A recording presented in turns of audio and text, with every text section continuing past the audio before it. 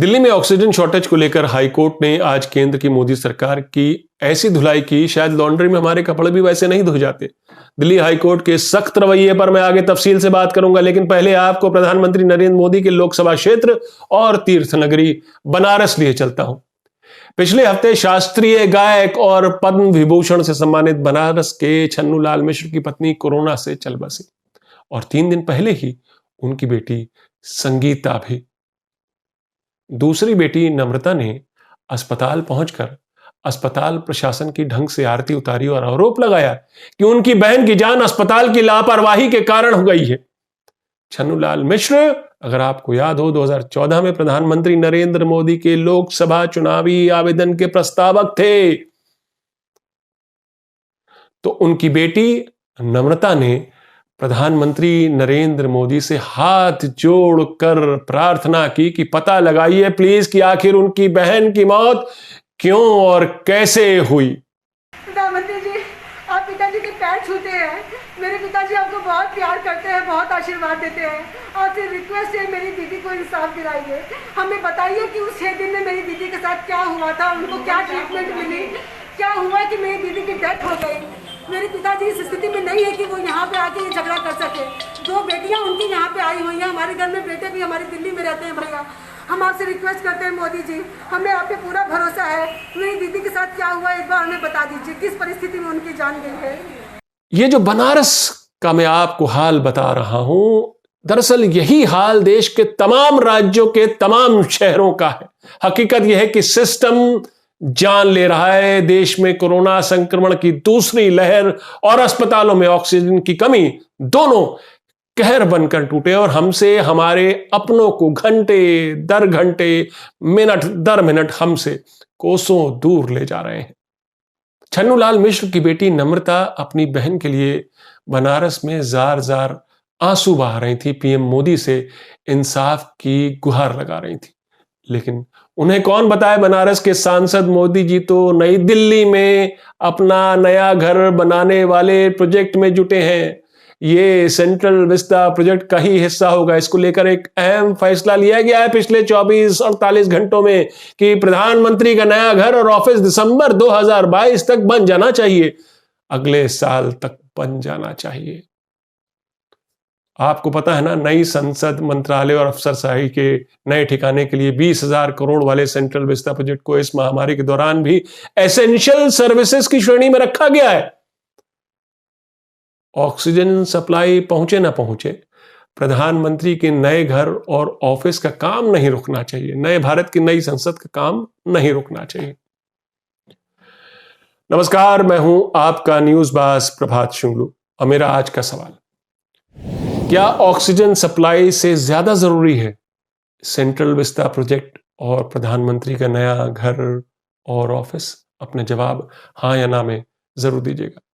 अब मैं आपको दिल्ली हाईकोर्ट की सख्त टिप्पणियों के बारे में बताता हूं। आज दिल्ली हाईकोर्ट में ऑक्सीजन की सप्लाई को लेकर बहस में जब दिल्ली सरकार के वकील ने दिल्ली के तमाम अस्पतालों में मरीजों के मरने की बात दोहराई, ऑक्सीजन की कमी की वजह से मरीजों के मरने की बात दोहराई, तो additional solicitor general Chetan Sharma, जो कि केंद्र सरकार की तरफ से वकील थे, उन्होंने कहा कि आपने ये क्या रट लगा रखी है कि लोग मर रहे हैं।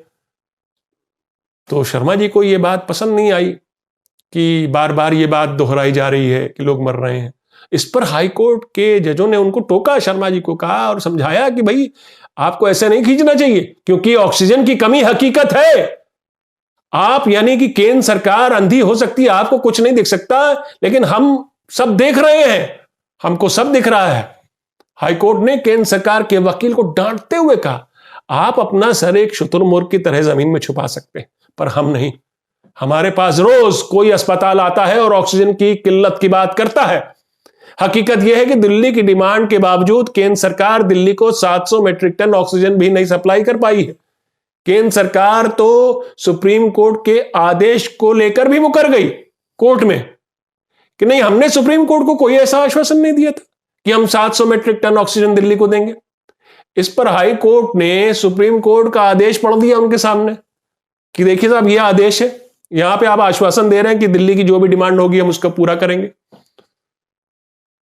और 700 मेट्रिक टन की बात तो दिल्ली सरकार पहले से करती रही है। इतना ही नहीं, केंद्र सरकार दिल्ली को एक दिन भी उसके पहले के कोटे 490 मीट्रिक टन के मुताबिक भी उसको ऑक्सीजन मुहैया नहीं करा पाई है अभी तक। यानी जो पहले की डिमांड थी 490 टन की वो, और अब तो नई डिमांड 700 मीट्रिक टन की है। और यही दिल्ली हाईकोर्ट केंद्र सरकार को याद दिला रहा था कि सुप्रीम कोर्ट में भी आपने आश्वासन दिया था कि जो भी डिमांड होगी दिल्ली सरकार की, दिल्ली की, हम उसे पूरा करेंगे। और फिर यहां पर दिल्ली हाई कोर्ट ने डांट लगाते हुए कहा कि तुम दिल्ली को तयशुदा ऑक्सीजन नहीं दोगे तो हमारे पास अवमानना का विकल्प खुला है। ये तो कोर्ट की अवमानना हुई, हमारी बात नहीं मानोगे। सुप्रीम कोर्ट में केंद्र सरकार के वकील ने भरोसा दिया था कि दिल्ली के लोगों को प्रताड़ित नहीं होने दिया जाएगा, मतलब ऑक्सीजन सप्लाई जारी रहेगी, जितनी उनकी मांग है उतनी हम सप्लाई करते रहेंगे। लेकिन उस पर अभी तक कोई कार्रवाई नहीं हुई है, क्योंकि अभी भी ऑक्सीजन की मांग को लेकर छोटे छोटे अस्पताल और nursing home Delhi high court पहुंच रहे हैं।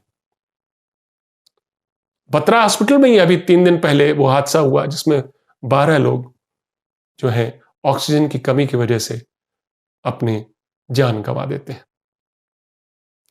दिल्ली हाईकोर्ट ने यह भी कहा, केंद्र सरकार कहती है टैंकर नहीं है उनके पास, तो हाईकोर्ट ने कहा कि दिल्ली इंडस्ट्रियल सिटी नहीं है तो इंडस्ट्रियल सिटी से ऑक्सीजन टैंकर मंगा ले, मुंबई से मंगा ले। ऑक्सीजन सप्लाई को लेकर दिल्ली हाईकोर्ट ने केंद्र सरकार को कहा कि तुमसे अगर यह काम नहीं होता है तो देश के टॉप इंस्टीट्यूट जैसे IIM या IIT को यह काम सौंप दो। इस बीच दिल्ली सरकार ने कोर्ट को यह भी बताया कि अभी तो आने वाले दिनों में हमारी मांग बढ़कर 975-76 मीट्रिक टन ऑक्सीजन की हो जाएगी। इस बीच सरकारी संवेदनहीनता की मिसाल केवल अस्पतालों में संसाधनों की कमी या ऑक्सीजन की कमी में ही नहीं दिख रही, फैसले लेने में भी देरी हो रही है। और इसकी एक मिसाल आपको बताता हूं। दिल्ली के कस्टम विभाग के पास इंपोर्ट होकर भारत लाए गए हजारों ऑक्सीजन कॉन्सेंट्रेटर्स पड़े हुए हैं, उनका क्लियरेंस नहीं हो पा रहा है। मैक्स अस्पताल ने भी दिल्ली हाईकोर्ट को बताया कि उसके 3000 ऑक्सीजन कॉन्सेंट्रेटर्स कस्टम में पड़े हुए हैं क्लियरेंस के लिए, अभी तक उनको मिल नहीं पाए। हालांकि सरकार इससे इनकार कर रही है, लेकिन हाईकोर्ट ने पूरी डिटेल्स मांगी। तो आप इसी से समझ सकते हैं पूरे सरकारी तंत्र में, सिस्टम में अफरा तफरी का जो आलम है। बाएं हाथ को पता नहीं कि दायां हाथ क्या कर रहा है। एक तरफ कोरोना, अस्पतालों में संसाधनों की कमी और वैक्सीन का इतना स्लो रोल आउट, हर मोर्चे पर सरकारी विफलता, लीडरशिप पर सवाल उठ रहे हैं। लेकिन प्रधानमंत्री के नए घर के निर्माण में देरी नहीं होनी चाहिए। मेरा आज का सवाल मैं फिर दोहराता हूं, क्या ऑक्सीजन सप्लाई से ज्यादा जरूरी है सेंट्रल विस्ता प्रोजेक्ट और प्रधानमंत्री का नया आवास? अपने जवाब हां या ना में जरूर दीजिएगा।